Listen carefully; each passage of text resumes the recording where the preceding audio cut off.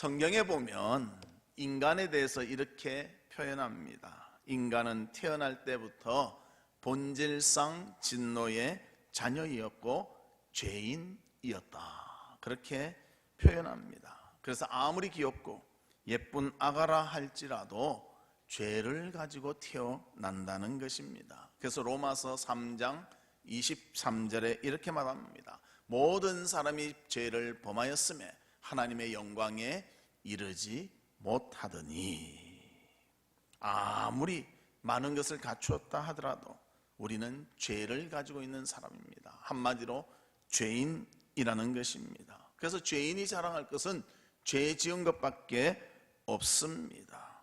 그럼에도 불구하고 많은 사람들이 자랑하는 것을 좋아합니다. 하지만 우리 그리스도인은 그 자랑이 다르다는 것입니다. 근본적으로 다르다는 것입니다. 그리스도인은 하나님의 은혜를 자랑하고 예수님을 자랑합니다. 그리고 예수님으로 인해서 우리에게 주어진 새로운 삶의 모습을 통하여 자랑한다는 것입니다. 그래서 바울도 그리스도인 된 우리에게 자랑할 것은 무엇인가? 예수 그리스도의 십자가와 하나님이 주신 새로운 피조물 된 삶이다, 이것을 말씀해 주고 있습니다. 우리 사랑하는 성도들도 예수 그리스도의 십자가와 새로운 피조물 되어 살아가는 이 모든 것을 자랑할 수 있는 모두가 되시기를 주님의 이름으로 축복합니다. 그러면 첫 번째로 우리의 자랑, 그런데 자랑하지 말아야 될 것도 있습니다. 육체를 자랑하지 말라고 성경은 말해주고 있습니다. 그런데도 많은 사람들이 육체를 자랑합니다. 그래서 내가 누구 출신이다 이런 거 자랑 많이 하고요, 내가 얼만큼 배웠다 학력을 자랑합니다. 그리고 내 외모가 예쁘다 잘났다 이러면서 외모를 자랑합니다. 유대인들도 육체를 자랑했습니다. 그래서 그들은 특별히 할례를 자랑했는데, 그들의 말로 의하면 이 할례는 하나님의 자녀되는 표시요 구원의 표가 되기 때문에 자랑을 했습니다. 그래서 유대인들은 할례를 받아야 구원받으며, 반면 구원받지 못한 이방인을 향해서는 말할 때 할례 받지 못한 자다, 그렇게 표현했습니다. 그런데 이 유대인의 주장에 대해서 오늘 기록한 사도 바울은 이렇게 말합니다. 구원받은 하나님의 자녀는 할례라는 그런 육체의 표시로 얻는 것이 아니라 예수 그리스도의 십자가의 죽으심과 부활로 말미암아 구원 얻는다, 이것을 말했습니다. 즉 예수 그리스도가 우리를 위해서 십자가에 죽으시고 부활하심을 믿는 우리에게 구원이 주어진다, 이것을 말씀해 주셨습니다. 그래서 본문 15절에 보면 이렇게 말합니다. 할례나 무할례가 아무것도 아니로되 오직 새로 지으심을 받은 것만이 중요하니라. 예수 그리스도의 십자가의 죽으심과 부활하심으로 하나님의 자녀된 것, 이것이 중요하다, 그렇게 말하고 있습니다. 그러나 많은 사람들 이 사실을 알면서도 또 들어놓고도 겉모습에 대한 것을 잘 보여주기 위해서 연연하며 살아가고 있다는 것입니다. 그래서 본문 12절에 이렇게 말합니다. 무릇 육체의 모양을 내려 하는 자들이 억지로 너희에게 할례를 받게 함은 그들이 그리스도의 십자가로 말미암아 박해를 면하려 할 뿐이라, 그렇게 말합니다. 예수 그리스도의 십자가의 어려움과 고통은 다 피하고요, 자기들은 육체의 모양, 지금 가지고 있는 이것들을 자랑하며 할례 받은 것을 자랑하며 살려고 한다는 것을 바울은 말씀해 주고 있습니다. 그래서 우리는 조심해야 됩니다. 우리도 이런 유혹을 받기 때문에 육체로 말미암아 좀 자랑하고 살면 안 되는가, 내가 가지고 있는 이것을 좀 자랑하고 살면 안 되는가. 그래서 바울은 오늘 본문을 통해서 육체로 자랑하지 말라, 그렇게 말씀하고 있습니다.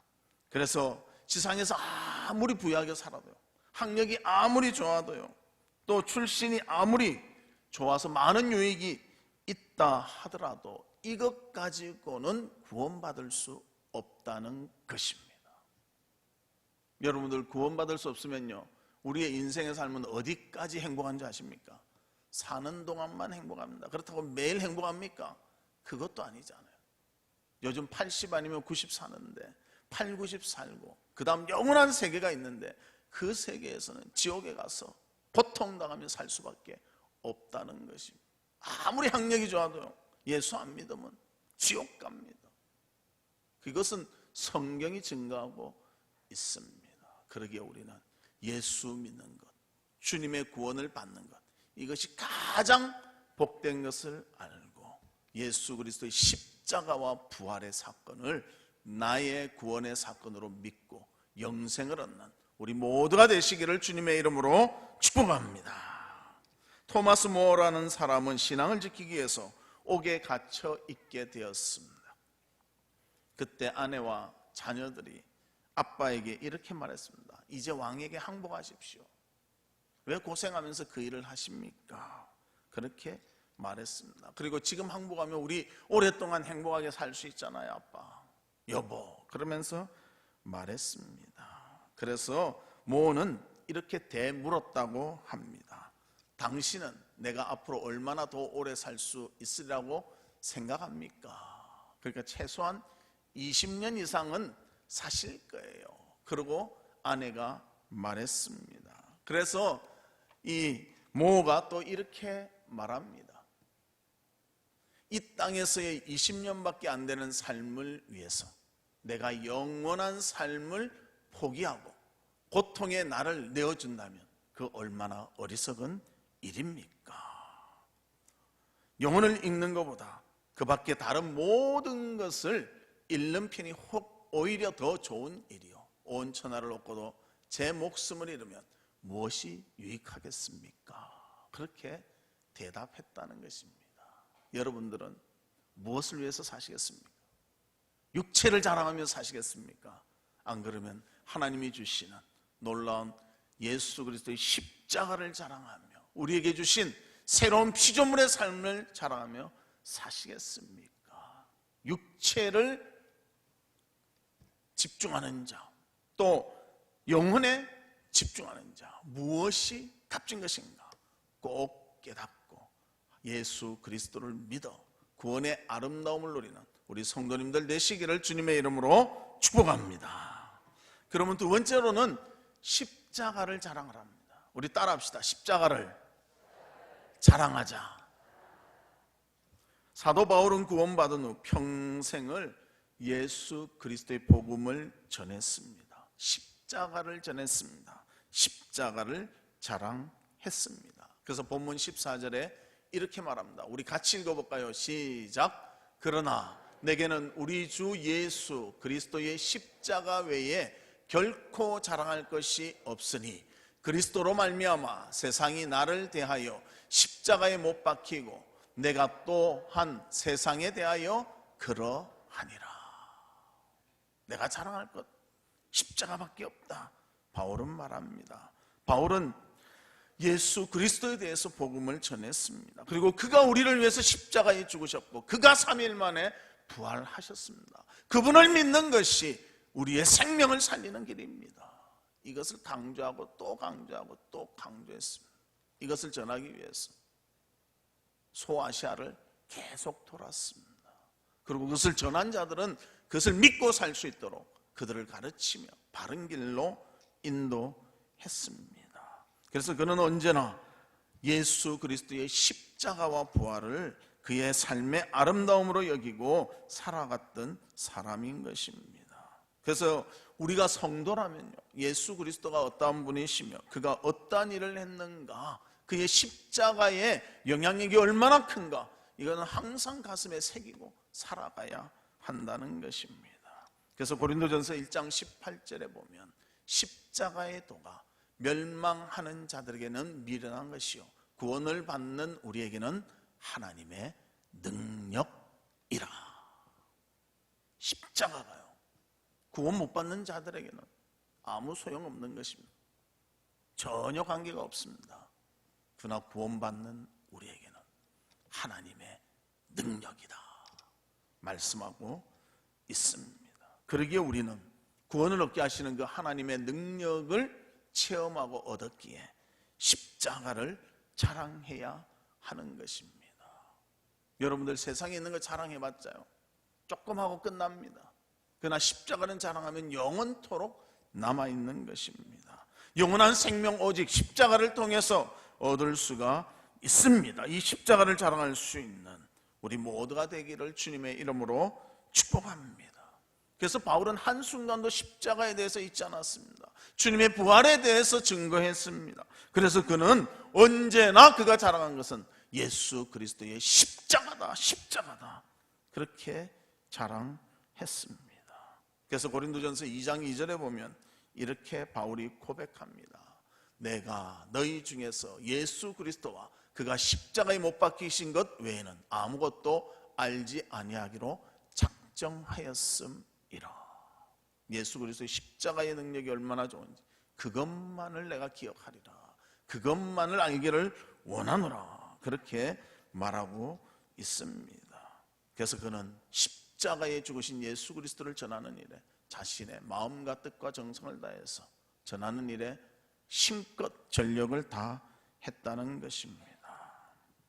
그래서 고린도전서 1장 23절과 24절에 보면 우리는 십자가에 못 박힌 그리스도를 전하니 유대인에게는 거리끼는 것이요 이방인에게는 미련한 것이로되 오직 부르심을 받은 자들에게는 유대인이나 헬라인이나 그리스도는 하나님의 능력이 하나님의 지혜니라. 예수 그리스도의 복음이 전해지는데 그것을 받지 않는 자라면요, 유대인 이방인 할 것 없이 별로 소용이 없는 것이지만 그것을 받아들이는 자에게는 하나님의 능력, 구원의 힘이 된다고 분명히 말씀하고 있습니다. 우리 사랑하는 성도님들은 다 구원 받으셨죠? 이제 무엇을 자랑하시겠습니까? 아직도 육체의 것을 자랑하겠습니까? 내 출신이 누군데, 내 재산이 얼만데, 나는 어떤데, 그거 자랑하겠습니까? 내 자식이 어떤데, 그거 자랑하겠습니까? 십자가를 자랑해야 돼요. 자식 자랑해봤자요 20년 30년 하면 끝납니다. 천국 가서 자랑할 게 없어요. 십자가를 자랑할 때 우리의 삶에 진정 하나님이 주신 놀라움을 맛보며 살 수가 있는 것입니다. 그래서 바울은 자랑할 것이 없어서 자랑 안 한 것이 아니고요, 자랑할 것이 많은데도 절제하며 자랑 안 했습니다. 십자가가 얼마나 가치 있고 십자가가 얼마나 중요한지 그것을 자랑했다는 것입니다. 그래서 우리도 바울과 같이 예수 그리스도의 십자가를 자랑할 수 있는 우리 모두가 되시기를 주님의 이름으로 축복합니다. 세 번째는 새로운 피조물 된 것을 자랑하라는 것입니다. 우리는 새로운 피조물이 되었습니다. 예수 그리스도로 인해서 새로운 피조물이 되었습니다. 그리스도인은 자랑할 것이 할례가 아닙니다. 직분받은 것도 아닙니다. 우리가 자랑할 것은 예수 그리스도를 믿어 그로 인해서 삶의 변화가 있는 것을 자랑해야 합니다. 그렇기 때문에 삶의 변화가 있어야 됩니다. 예수 믿는다면서 변화가 하나도 없다, 그 사람 진짜 예수 믿는가 한번 점검해 봐야 된다는 것입니다. 사람은 바른 것에 대해서 알고 깨우치고 그대로 살아가면요 변화되게 되어 있습니다. 사람은 바른 것이 무엇인지 알고 깨닫고 내 삶에 적용하며 살면 분명히 변화되게 되어 있습니다. 우리가 하나님을 만나면요 변화될 수밖에 없습니다. 예수 그리스도의 십자가를 자랑하며 살면 변화될 수밖에 없습니다. 예수 그리스도의 부활에 대해서 확신하고 살면 변화될 수밖에 없다는 것입니다. 그래서 이런 변화가 있어야 진정한 예수 그리스도를 믿는 자가 됩니다. 하루를 믿더라도 진정 변화가 있다면 진짜 예수 믿는 사람입니다. 그러나 수십 년을 믿었지만 변화가 없다, 아직도 육체에 거하고 살고 있다, 그렇다면 그는 십자가의 도를 안다고 할 수가 없습니다. 그래서 우리 언제나 예수 그리스도의 말씀을 듣고 그 말씀이 내 것이 돼서 내 삶에 적용해서 변화를 맛보는 새로운 피조물의 삶을 살아가는 성도들이 되시기를 주님의 이름으로 축복합니다.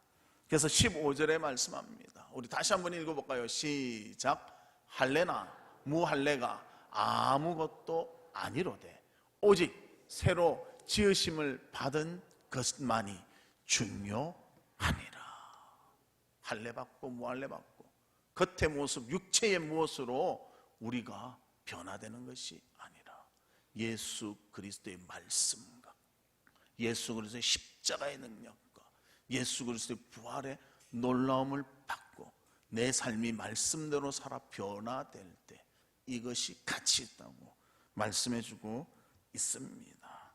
그래서 우리는 언제나 주님의 말씀에 합당한 모습으로 변화될 수 있는 그런 우리가 되기를 바랍니다.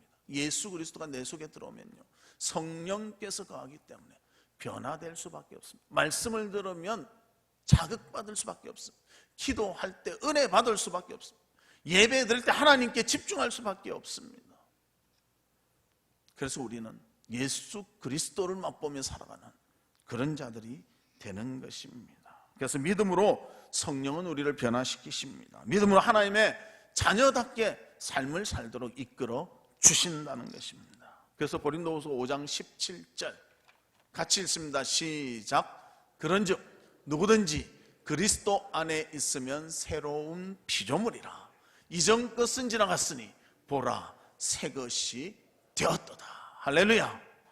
그리스도 안에 있으면 새로운 피조물이라. 요한복음 15장에도 보면 포도나무와 가지의 비유가 나옵니다. 열매를 맺기 위해서는 가지가 포도나무에 붙어 있어야 돼요. 우리가 하나님과 교제하며 연결되어 있을 때 성령께서도 오시고 변화가 일어날 수가 있다는 것입니다. 그래서 우리는 새로운 피조물이라면 주 안에 있어야 됩니다. 말씀 안에 거해야 됩니다. 기도의 힘을 얻어야 됩니다. 주님과의 교제가 지속돼야 한다는 것입니다. 그래서 우리가 바른 것을 할 때 바른 길을 걷게 되고 믿음으로 살 때 하나님 앞에서 바른 신앙의 변화가 일어나게 된다는 것입니다. 믿음이 없다면요, 하나님의 말씀이 공급돼도 변화가 일어나지 않습니다. 하나님을 알지도 못합니다. 하지만 믿음이 있는 자는 하나님의 말씀이 자신의 심령을 움직이고 믿음대로 살도록 만들어주는 것입니다. 그런 삶이 지속될 때 그의 삶의 주인이 하나님이 되시는 것입니다. 그리고 주인의 성령이 도우셔서 하나님의 성령이 우리를 도우셔서 믿음 가운데 기쁨으로 변화되며 살 수 있도록 은혜를 베풀어 주십니다. 여러분 오늘 새벽에 축구 보셨습니까? 응답이 없네. 축구 보셨습니까? 어떤 분은 그러더라고요. 목사님 일찍 자고 내가 새벽에 일찍 일어나서 축구 보고 또 새벽기도 오고 이래 하겠습니다. 그리고 새벽기도 오셨더라고요. 축구 봐서 피곤하시죠? 근데 그 축구가 얼마나 우리한테 기쁨을 줬습니까? 결승 올라갈 때는 뭐 역사상 처음이다 해서 뽑았죠. 뭐 누구의 왼발은 황금의 발이다 뭐 어쩌고 저쩌고 했는데 우리가 이기다가 졌죠. 예? 이기다 졌어. 그 이길 때까지는 너무 행복하고 우승급이 우리 것이다 이랬는데 한 골 먹고 또 먹고 또 먹고 이러다가 져버리니까 그리고 우리나라 팀은 꼭 그러잖아요. 그래도 잘 싸웠다. 훌륭하다. 뭐 진 것이 이긴 것보다 더 값진 뭐였다. 이런 말 무지 많이 하잖아요. 맞죠? 근데 행복했습니까? 얼마나 행복했습니까? 며칠 행복하다가 끝나잖아요. 이 세상의 것들은요, 즐거움을 줘도 한계가 있다는 거예요. 기쁨이 어느 정도까지만 간다는 것입니다. 그러나 우리는 오래 갈 수 있는 기쁨, 예수 그리스도의 십자가를 통한 기쁨, 예수 그리스도로 믿어서 기쁨이 되는 것, 그 믿음 가운데 우리의 피조물의 삶이 변화되어서 얻는 그 기쁨은 맛볼 수 있는 모두가 되시기를 주님의 이름으로 축복합니다.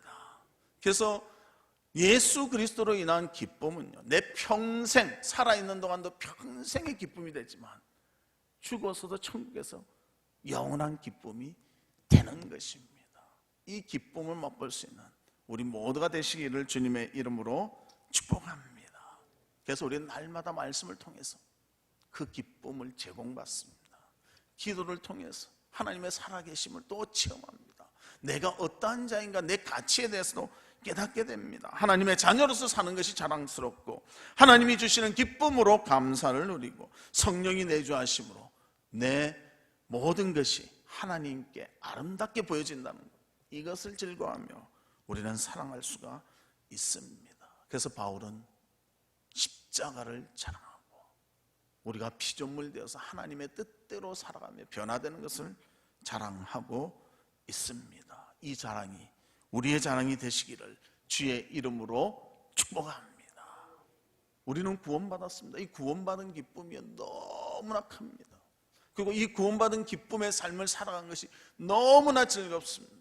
또 그 기쁨 가운데 우리는 변화를 맛보며 하나님의 인격을 닮아가는 그런 자들이 될 수가 있다는 것입니다. 그래서 바울은 이 기쁨을 나누었습니다. 전하며 나누었습니다. 그리고 그가 그것을 누렸고요, 그것이 퍼져나갈 수 있도록 최선을 다했다는 것입니다. 그래서 우리도 바울과 같이 이 기쁨을 나눌 수 있고 이 기쁨을 유지할 수 있고 이 기쁨을 통해서 다른 사람들에게 복음을 전파할 수 있는 믿음의 일꾼들이 되시기를 주의 이름으로 축복합니다. 파도가 몹시 심하게 치는 날, 어린 아이가 부둣가에서 놀고 있었습니다. 그러나 이 파도 때문에 휩쓸려 바다로 들어갔습니다. 그러나 다행히 그 길을 지나가던 어떤 아저씨가 그를 보고 구하기로 작정을 했습니다.